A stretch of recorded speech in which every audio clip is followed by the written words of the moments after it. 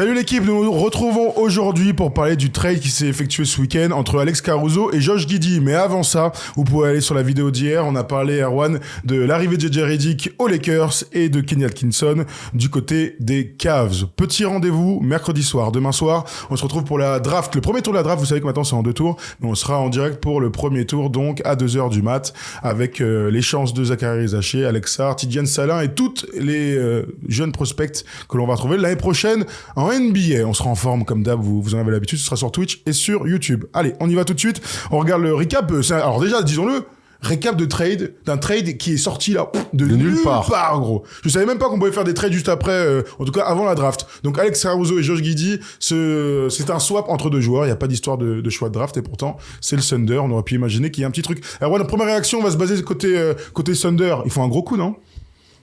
Comme aime bien faire notre partenaire Winamax, win. Voilà, tu vois. Pour moi, c'est gagnant-gagnant. Gagnant-gagnant, hein, Serge. Moi, je trouve que ça a du sens dans les deux, dans des deux côtés. On a vu que sur la fin de saison d'OKC, que Josh Giddey était passé 6e homme avec un rôle et des responsabilités qui diminuent réellement. Voilà, au profit notamment de Jalen Williams. De l'autre côté, Chicago va récupérer un meneur avec Caruso, qui est un joueur quand il est dans des projets comme ça un peu nébuleux, ça reste un bon joueur, mais on s'en fout. La saison de Caruso, en fait, on s'en fout. Depuis 2 saisons, Caruso, on s'en fout. Pas parce qu'il est pas bon, mais parce qu'en fait, c'est des mecs, si on les voit pas dans des projets intéressants, ils passent un peu entre les gouttes. Là, pour le coup, Chicago va récupérer un meneur enfin, parce que c'est ce qu'il leur faut, parce qu'on sait que Lonzo Ball, même s'il a dit qu'il pouvait jouer au basket, pour l'instant, c'est qu'en vidéo. Donc, ils vont récupérer un bon meneur de jeu avec un bon IQ, qui est pas tourné vers le scoring, qui va mettre de l'huile dans ce collectif. Et de l'autre côté, récupère un mec qui est un meilleur défenseur que Josh Giddey, qui est même, je pense, un joueur d'équipe un petit peu plus que Josh Giddey, qui lui, va vraiment défendre le plomb, un peu plus adroit aussi sur du catch and shoot. Moi, en tout cas, je sais pas toi, mais je vois 2 gagnants dans l'affaire. Gagnant. On y va à fond sur le Thunder et sur l'arrivée de Caruso dans cette équipe. Donc, vous le savez, demi-finale de conférence pour le Thunder cette saison avec une première place de la conférence Ouest, la plus jeune équipe de l'histoire à avoir gagné la conférence Ouest. Les stats de Caruso cette saison, pour la première fois de sa vie, il passe les 10 points de moyenne sur une saison, 3,8 rebonds, 3,5 passes, 46% au tir, 40% à 3 points, c'est hyper important, 1,7 steals aussi, et All Defensive Second Team. On s'arrête là-dessus. T'as raison, Erwan, de commencer par son profil.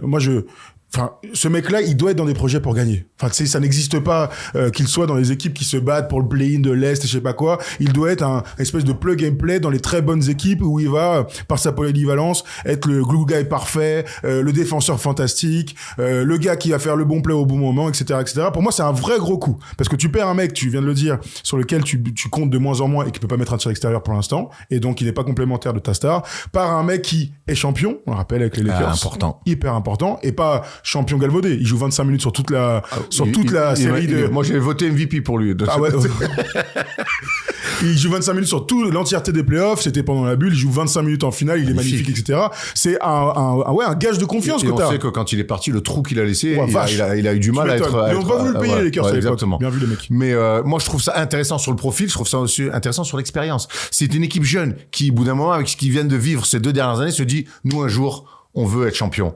Et rajouter des mecs qui ont été champions sur des petits ajustements, je trouve ça ultra intéressant aussi. Donc c'est pour ça que pour moi, je trouve que le move d'OKC, il est vraiment parfait avec Caruso parce que t'as le profil idéal et en plus t'as de l'expérience qu'il va falloir à ces mecs-là. Va falloir qu'un mec qui est champion avec LeBron, c'est pas rien dans les vestiaires, qui est la manière dont il de parler, comment on prépare une saison, même si elle était paradoxale leur saison puisqu'ils sont champions dans la bulle, mais le chemin, ça reste toujours le même pour être champion. Et des mecs qui l'ont vécu, c'est toujours, tu gagnes du temps. J'aime cette idée de gagner du temps dans des projets et là, c'est ce qu'ils font. Important. 71 matchs cette saison, il a été 57 fois titulaire, mais là on s'en fiche de savoir s'il va l'être ou pas du côté de OKC. On verra d'ailleurs quels seront les choix de la part de Marc Daigneault.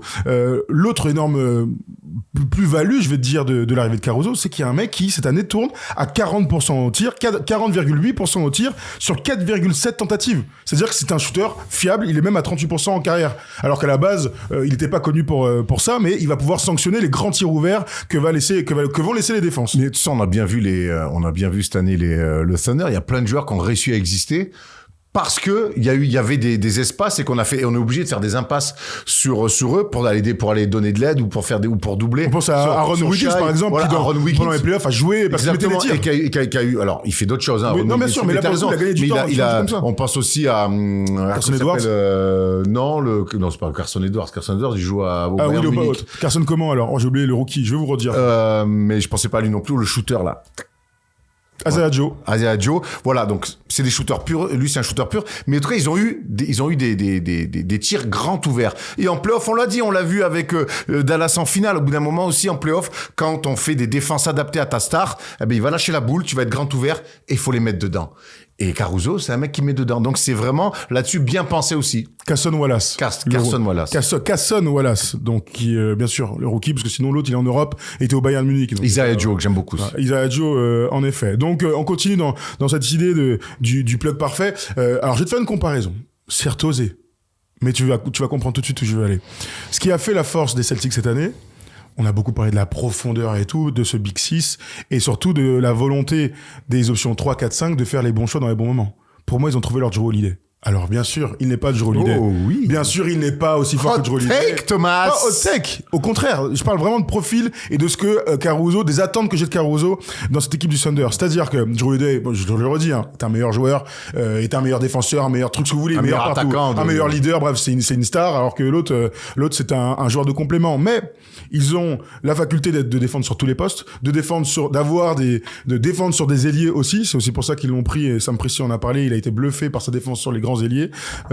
Il est aussi bon shooter, il va sanctionner donc les défenses, mais surtout là où moi vraiment je suis conquis par ce choix-là, c'est que quand Shea va être fatigué, bien pris, que Jalen Williams va être en difficulté parce qu'il y a une bonne défense en face, il va y avoir un mec à l'opposé là-bas qui va attaquer les close-out et qui va faire la bonne passe à Derrick White dans l'idée comme ce qu'a fait Jrue Holiday. Et en ça, je trouve que ça va être hyper précieux pour les futurs runs de playoffs de cette équipe. Il a que 30 ans en plus, donc tu peux compter sur lui pendant longtemps. Ouais, non, mais je te rejoins complètement là-dessus, hein, mais j'aime bien l'idée du rôle de Jrue Holiday. En moins, évidemment, mais parce que la hiérarchie était encore plus établie, je pense, côté OKC que ce qu'elle est à Boston, où il y a vraiment 5 joueurs très très forts. Là, la hiérarchie, il y a quand même un vrai numéro 1, un numéro 2 qui a pris le pouvoir cette saison. Donc voilà. Mais oui, j'aime l'idée. Il va défendre très fort sur les petits, sur les grands ailiers. Il va mettre dedans. Mais c'est pas qu'un shooter. Tu fais bien de le dire. Polyvalent d'abord. C'est un mec qui peut aller mettre des dunks dans les poires. C'est un mec qui peut driver, aller provoquer des fautes. Un mec qui va au rebond. Là aussi, on peut le dire. Tout ça, c'est des choses très importantes dans des runs de playoffs, quand tu veux aller gagner. Il fait, en fait, ce mec-là, pour finir ta comparaison avec Jrue Holiday, il fait toujours ce dont a besoin l'équipe. Il le fait, dans les chiffres, il le fait moins que Jrue Holiday, mais en tout cas, dans l'idée, c'est exactement la même chose. Et on aime aussi. Très belle analogie, j'aime beaucoup. Et on aime aussi l'espèce de supplément d'âme type Terry Tarpey, là, à faire les dernières courses. Voilà. C'est un mix entre Terry Tarpey. Il est entre Terry Tarpey et Jrue Holiday. Non, mais tu vois ce que je veux dire? Oui, je vois très bien. Sam Presti sur Alex Caruso, il va être dans ce sens-là. Alex Caruso est la quintessence du joueur du Thunder. C'est un compétiteur et un coéquipier exceptionnel! Oui, il l'a dit comme ça. Sa présence et son jeu contribueront à élever le noyau de notre équipe pour continuer à construire un programme durable au OKC. On rappelle qu'il a commencé sa carrière avec la G-League d'OKC. On va le taquiner un petit peu, Sam Presti, mais il était déjà passé dans tes bureaux. Ouais, mais il avait des cheveux à l'époque. Il est bien meilleur sans cheveux. Comme j'allais. Et rappelons, quand il y a Calvos comme ça, il y a qu'une seule manière de faire.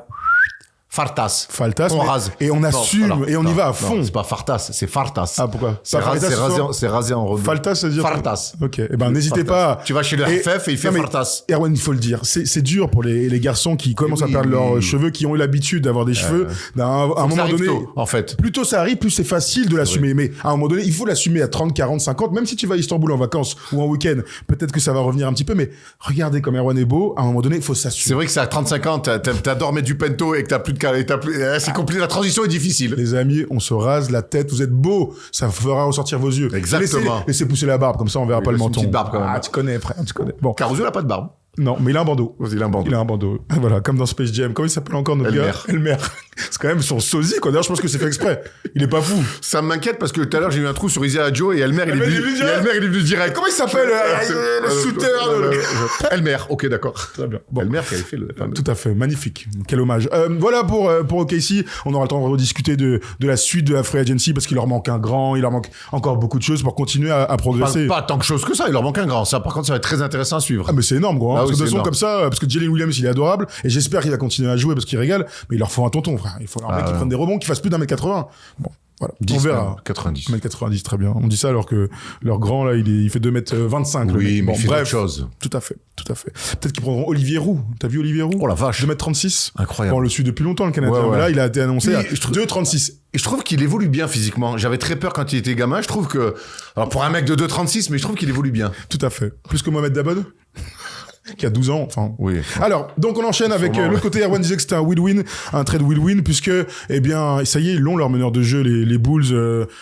Depuis tant d'années, moi, le premier espéré que Lonzo Ball puisse jouer au basket. Il avait signé 80 millions de dollars sur 4 ans. On disait que c'était un bon contrat. Bon, le mec, il a jamais joué pour les Bulls. Josh Giddey, 12,3 points, 6,4 rebonds, 4,8 passes, 47% au tir. Josh Giddey, t'es un super joueur de basket, l'Australien, et il va apporter, tout d'un meneur, quoi. Il va tenir la balle déjà, le mec. Il va tenir la balle, il va amener de la création, il va amener de la justesse, il va gérer les tempos parce on sait que cette équipe des Bulls qui fait pas une mauvaise saison, mais qui était parfois un peu brouillonne entre Zach LaVine et DeRozan, des ailiers très très forts scoreurs qui ont besoin de beaucoup d'ISO, entre Vucevic qui a aussi besoin d'avoir des ballons. Des fois, on savait pas trop qui et à quel moment, même si DeRozan en général tranché dans le vif et c'est lui qui prenait les ballons, surtout à l'absence longue de Zach LaVine, mais je trouve que c'est ce qui leur manque à cette équipe-là.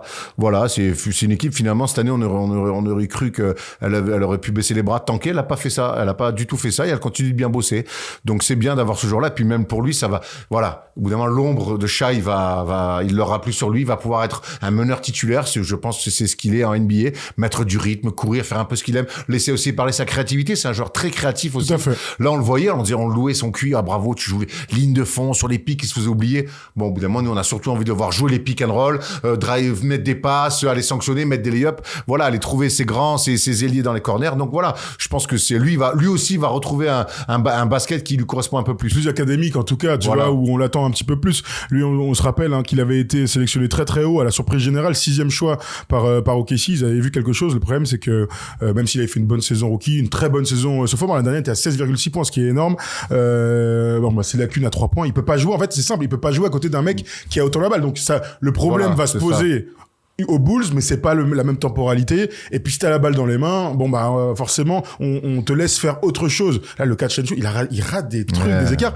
Et très important dans tout ça, et on va regarder la déclaration de Sam Presti, c'est qu'il avait été mis sur le banc, et tu l'as dit tout à l'heure, un peu plus tard dans la saison, très tard dans la saison, et qu'il ne voulait pas sortir du banc. Lui, il a une âme de titulaire. Sam Presti a dit, on a déterminé que faire sortir du banc Josh la saison prochaine était notre meilleure option. Quand on en a parlé à Josh, il avait du mal à s'imaginer sortir du banc. La discussion a ensuite basculé sur les opportunités qu'il pouvait potentiellement avoir ailleurs. Moi, j'aime quand les choses sont claires, qu'un GM et un joueur puissent se parler. Non, je suis pas content. Bref, on se serre la main, bons amis, merci pour tout. Et puis, va t'éclater ailleurs. Très bien. Moi, ça me va. Mais de toute façon, c'est important dans le projet où sont le Thunder.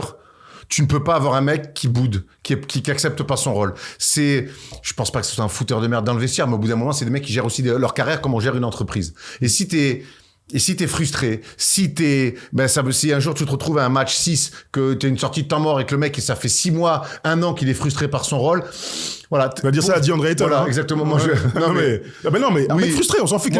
Moi, je reste persuadé que pour gagner, il faut que la majeure partie des joueurs acceptent leur rôle. Alors, content ou pas content, mais l'acceptent. Lui ne l'acceptait pas. Et encore une fois, c'est pas un 8e ou un 9e homme. Donc voilà. Donc, je pense, encore une fois, je pense que c'est aussi bien pour lui. Je vois 4 gagnants dans l'affaire. Hein. Je vois Caruso, je vois le Thunder, je vois Guidé et je vois les Bulls. Plutôt pas mal, très bien. On suivra côté Bulls, encore une fois, on est au tout début de la free agency, etc., et de la draft qui va arriver. Ce qu'ils vont faire avec Zach LaVine, c'est la grande inconnue dans tout ça. Il y avait des rumeurs de transfert à la trade deadline, il y avait même du bluff, parce que clairement, il est pété, le mec. Donc, à voir ce qu'il va se passer avec Zach LaVine, quelle équipe va se positionner sur lui. On connaît tous sa valeur. On sait aussi que c'est la fin du cycle, le cycle DeRozan, Zach LaVine. On a tous la sensation que c'est fini côté Bulls. DeRozan aussi, de mémoire. Attends, je vais trop dire ça. Hop. En tout cas, ça va être intéressant maintenant que tu as un meneur de jeu comme Guidé. Tout à fait. Comme Josh Giddey, c'est de construire autour d'un meneur comme ça. Tu sais, ça te donne une ligne directrice aussi. Donc ça va être intéressant. Absolument. Vucevic, il doit être content. DeRozan, voilà, pour pas dire de bêtises, il est bien free agent, hein, donc à voir ce qui va se passer. Et Vucevic, il est comment? Vucevic, il avait été prolongé l'année dernière de mémoire. Hein. Vucevic, il est encore sur contrat pendant 2 ans. Ouais, c'était ça. Il y avait l'été dernier. Il va être content, lui. Il va avoir des boules. Bah oui, il va avoir un meneur de jeu, c'est clair. Zach LaVine, lui, il est en contrat jusqu'en 2027 avec une player option à 48 millions la dernière saison. Donc à voir quelle équipe veut se prendre cet énorme contrat de LaVine pour libérer le projet des Bulls, hein, qu'on espère à un moment donné revenir comme une équipe importante, quoi. Putain, on a besoin des Knicks, on a besoin des Bulls, hein, à l'Est, hein, pour driver un petit peu un peu de kiff, quoi. Parce que j'ai rien contre Indiana, je les adore même. Mais à un moment donné, les grosses équipes... Dernière finale des Bulls. Comme ça. Ouais, ça remonte. Attends, fais voir. Ça remonte. Mais ça remonte, on va bientôt fêter les 30 ans, non? Ouais. Oui, bientôt les 30 ans du dernier titre des Bulls. Bon courage pour les fans des Bulls. Hein. Les mecs, ils vivent sur une décennie. Ils ont rien fait avant, ils ont rien fait après. Mais quelle décennie. Mais quelle belle décennie. No offense à Joachim Noah, bien sûr, qu'on adore. Bon, voilà, tu veux rajouter un dernier truc sur ce trade? Non. En attendant, encore une fois, la draft, il va se passer plein de trucs, hein, cette semaine. Je vais juste rajouter un non, truc. Allez, merci, et bonsoir. On se retrouve en mercredi. C'est une vraie exclue. Gershon Yabusele va venir en interview chez nous. Ah! Voilà, l'info vient de tomber. Donc, nous sommes mardi. Cette semaine, on est lundi. tourne. Bien vu, Erwan. Alors, Erwan, il connaît absolument rien au métier. Je découvre. Ah oui. Wow, wow, t'es nul. Ouais, oui, on le tourne le lundi et nous sommes diffusés le mardi. Wow, je suis choqué. On retrouvera Gershon, donc, et Vincent Perrier, disons-le, les deux. Et Vincent Poirier. On aura Vincent et Gershon, les joueurs de l'équipe de France viennent chez First Team et vous pourrez retrouver ces entretiens tous les dimanches. Voilà. C'est ça la grosse info qu'on peut vous donner. On vous le souhaite une bonne continuation cette semaine. On se retrouve pour la draft en espérant que plein de Français soient draftés. Et puis nous, Erwan, on se retrouve quand? Bah, écoute, dans le débrief. Tiens, je vais le dire. Mais on est en direct pour la draft, on est en direct aussi demain. à 14h. Ah oui, c'est chez Winner. À 14h pour Winamax, pour débriefer tout ça. Rendez-vous mercredi, demain, rendez-vous demain soir pour la draft. Tout à fait, c'est demain soir pour la draft. Merci Erwan. 3 Français top 10. Ça va, mardi, lundi. Tu vas pas me casser les couilles. Tu connais rien au métier, gros. C'est tout ce que moi, je vois. je suis juste là pour parler, moi, et prendre mon chèque. 30 ans de métier, 12 ans chez Beansport, 40 ans chez TF1. Mais t'es nul. Je suis un mauvais élève. C'est nul. Allez, bisous, on t'embrasse, salut.